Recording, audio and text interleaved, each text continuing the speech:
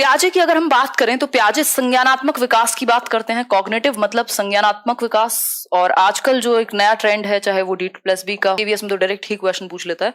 तो संज्ञानात्मक विकास क्या है, सबसे पहले तो ये समझना जरूरी है, या संज्ञान क्या है ये समझना जरूरी है। और अगर मैं बात करूं तो प्याजे वॉज अ स्विस साइकोलॉजिस्ट, यानी एक स्विट्जरलैंड के साइकोलॉजिस्ट थे। 1896 में इनका जन्म हुआ था और एकदम डूड लग रहे हैं पिक्चर में।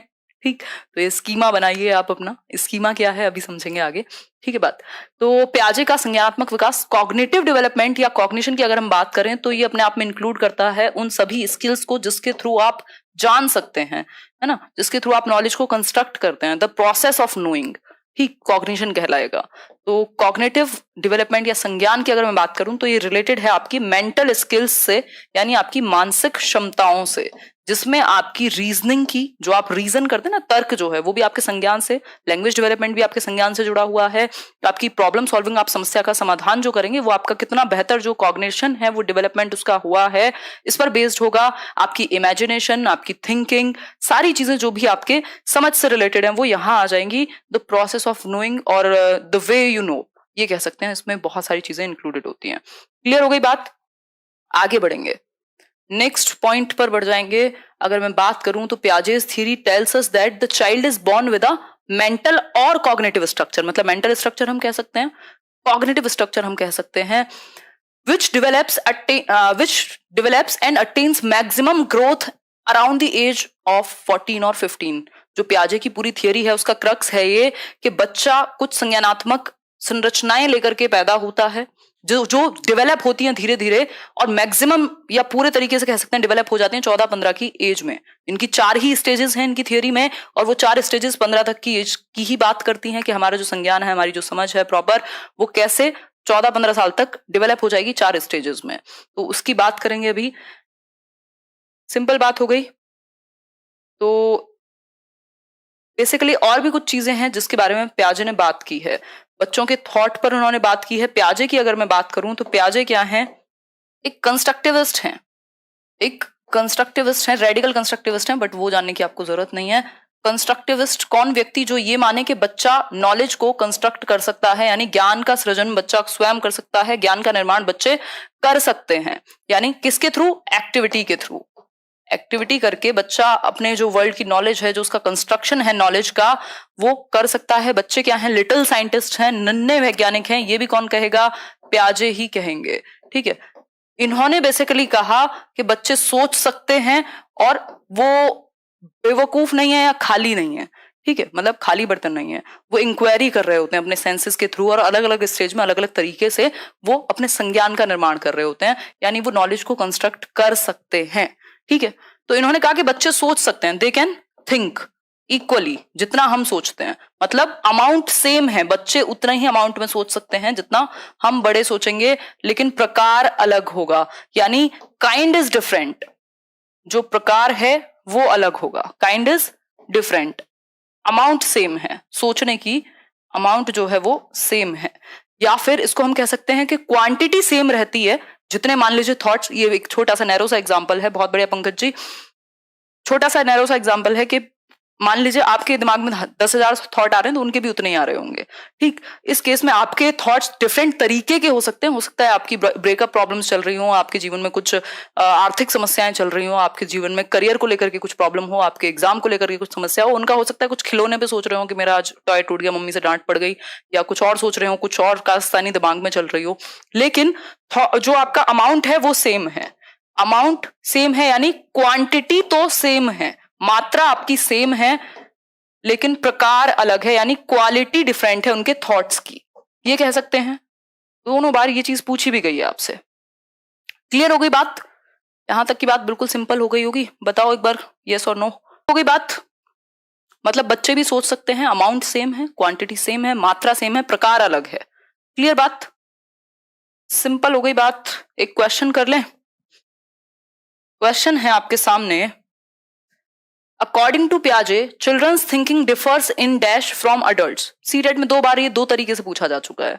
अगर मैं बात करूं पियाजे के अनुसार बच्चों की थिंकिंग किस चीज में डिफरेंट होती है, देन इन व्हाट। मतलब अकॉर्डिंग टू पियाजे children's thinking differs in dash from adults then in dash. बताइए, अमाउंट में अलग है, साइज में अलग है, काइंड में अलग है, या साइज और टाइप में? 4 ऑप्शंस हैं, इंग्लिश वाले को फाइनल मानिएगा अगर उधर कुछ मिस्टेक हो हिंदी में तो। फटाफट से आंसर कीजिए। बहुत बढ़िया, काइंड एंड अमाउंट। हर्षा, बात तो ठीक लग रही है आपकी। आएंगे अभी मृगांशी, उधर भी आएंगे, पहले समझिए एक बार क्या है। हमने यही समझा था, काइंड में डिफरेंट है देन इन अमाउंट। अमाउंट की बजाय प्रकार में अलग है, सोचते वो भी उतना ही है, हम ये मान सकते हैं। तो सी ऑप्शन हो गया, प्रकार में अलग होती है मात्रा की तुलना में। हिंदी में भी यही बात हो गई। ठीक, आगे बढ़ जाएंगे, तसल्ली से चलेंगे बिल्कुल। 4 एलिमेंट्स की बात की है, 4 तत्वों की बात की है पियाजे ने। स्टेजेस की बात पर अभी नहीं आए हैं हम, ये 4 फैक्टर्स हैं जिनकी बात वो करते हैं, ये स्टेजेस से अलग हैं। ठीक है बात।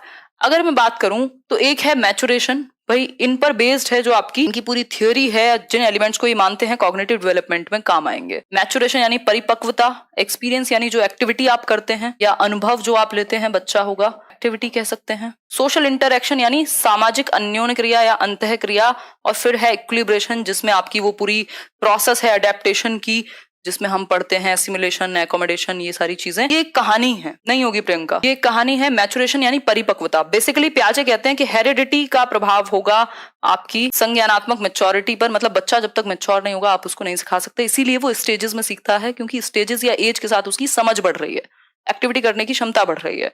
ठीक है बात। तो ये एक छोटी सी बात है, मतलब ये कहेंगे कि डिसकॉन्टिन्यूअस है जो आपका डेवलपमेंट है, स्टेजेस में होता है। ये वाला चार्ट आपको याद आया होगा, नहीं आया हो तो कर लीजिए, कि स्टेजेस में होगा जो आपका डेवलपमेंट है।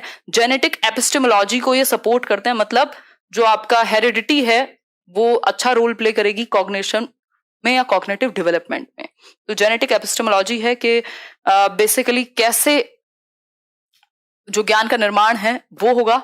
ठीक, सिंपल बात। इंग्लिश कल करेंगे यार, आज जो कर रहे हैं वो करिए पहले, बहुत इंपॉर्टेंट है। ठीक है, एक्सपीरियंस हमने समझ लिया, बच्चा एक्टिविटी करके सीखेगा। तीसरी चीज है सोशल इंटरेक्शन, जिसको हम कई बार गलत समझ लेते हैं कि पियाजे ने तो सोशल इंटरेक्शन के बारे में बात ही नहीं की, लेकिन ऐसा नहीं है। ये चारों प्रोसेस मिलकर के बेसिकली बच्चा फिजिकल एनवायरनमेंट से इंटरेक्ट तो करेगा ना, जो भी एनवायरनमेंट है आसपास उससे इंटरेक्ट तो करेगा, तो उससे समझ बनेगी। ठीक है, फिर है इक्विलिब्रेशन। इक्विलिब्रेशन मतलब इम्बैलेंस से बैलेंस की तरफ जाना। जो उसकी नॉलेज है वो जब नई चीजें देखेगा तो वो बैलेंस में है कि नहीं है। ठीक है, मतलब कंफ्यूजन टू क्लैरिटी जाना, ये कह सकते हैं। जब ठीक क्लियर बात हो गई यहाँ तक की, एक छोटी सी बात है, इसमें बहुत ज्यादा आपको डीप में भी पढ़ने की जरूरत नहीं है। हालांकि मैंने किसी एक मैराथन सेशन में बहुत डीप में इनको समझाया हुआ है, पर उतना नहीं पूछेगा, लेकिन ये 4 फैक्टर्स आपको पता होने चाहिए, बहुत जगह ये मिलेंगे भी नहीं। अब आपके सामने एक क्वेश्चन है, कोई बात नहीं खुशबू जी, एक क्वेश्चन है आपके सामने। In the context of language development which of the following areas was under estimated by? अब लैंग्वेज के बारे में अगर मैं बात करूं, हमने अभी क्या समझा था, 4 चीजें थी यहाँ, 4 चीजें थी, लेकिन यहाँ लैंग्वेज नहीं है इन 4 एलिमेंट्स में, क्योंकि पियाजे कहते हैं कि जो कॉग्निटिव डेवलपमेंट है उसकी वजह से भाषा विकास होगा, मतलब कितना बेहतर आपका संज्ञान, आपकी समझ, आपकी थिंकिंग, आपकी रीजनिंग, इन सब का डेवलपमेंट होगा, उतना ही बेहतर आपका लैंग्वेज डेवलपमेंट होगा, या कॉग्निशन से लैंग्वेज डेवलपमेंट जुड़ा हुआ है। इन्होंने ये नहीं कहा कि लैंग्वेज डेवलपमेंट से मदद मिल रही है कॉग्निटिव डेवलपमेंट में, जो कि वाइगॉस्की कहते हैं। ठीक है बात। तो यहां पर इस केस में जब इन चारों एलिमेंट्स में से लैंग्वेज पार्ट नहीं है, तो एक क्वेश्चन आता है आपके सामने, अकॉर्डिंग टू पियाजे theory which one out of the following will not influence one's cognitive development, यानी संज्ञानात्मक विकास को प्रभावित कौन सा एक कारक नहीं करता। अगर हम बात करें इन 4 ऑप्शंस की, फटाफट से आंसर कीजिए। पहला है लैंग्वेज, फिर है सोशल एक्सपीरियंस, मैचुरेशन, और देन आपका एक्टिविटी। आंसर कीजिए। बिल्कुल ए ऑप्शन हो जाएगा सिंपल। ठीक, भाषा।